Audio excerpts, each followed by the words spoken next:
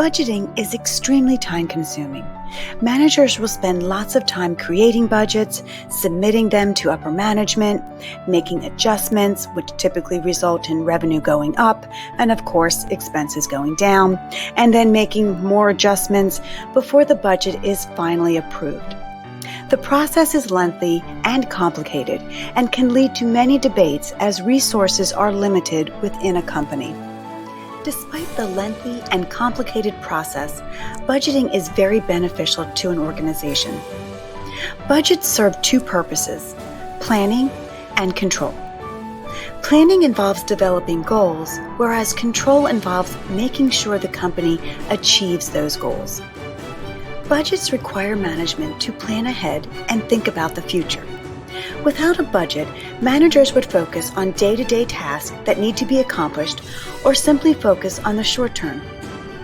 Budgets are typically prepared for 1 year, so they force management to think long term, such as what amount of net income do we want to generate a year from now.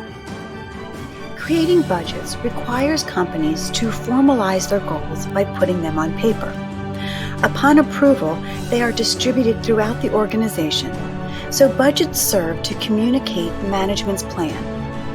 If a company determines a certain amount of net income, the next question is how the company will achieve this goal.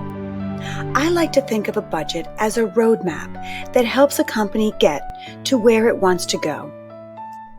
Budgets coordinate the activities of the entire organization by integrating the plans and goals of its various parts or segments with the overall company objectives. If a company has a goal to increase net income by 10% or $1 million, we need to determine how much income each segment needs to generate for the company to meet this goal.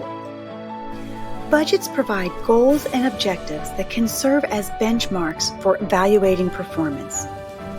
The next step is to determine if the company achieved their goals. This is the control aspect. We do not create budgets and then file them away, but rather we use them to identify any differences between actual and budgeted amounts. And if needed, we take corrective action or modify future plans. For example, if one of our goals was to reduce overhead cost, we need to compare what actually happened to what we expected to happen. This is more complicated, as we may have budgeted based on one level of activity and actual might be quite different, which leads us to another topic, flexible budgeting, where we adjust our planning budget to reflect actual activity. We will cover this topic in another video. In this example, we need to determine if the manager did a good job at controlling overhead costs. This requires an analysis of any differences between actual and planned results, as well as determining their causes. We can also compute variance analysis to determine over or underspending. If we determine overspending, then management takes corrective action or possibly modifies future plans, so budgets create an early warning system for potential problems. Lastly, budgets serve to motivate employees to meet objectives. Managers will be held accountable for the outcomes of their decisions. Their performance is evaluated on only those matters they can control. This concept is referred to as responsibility accounting, and we will cover this topic in detail later.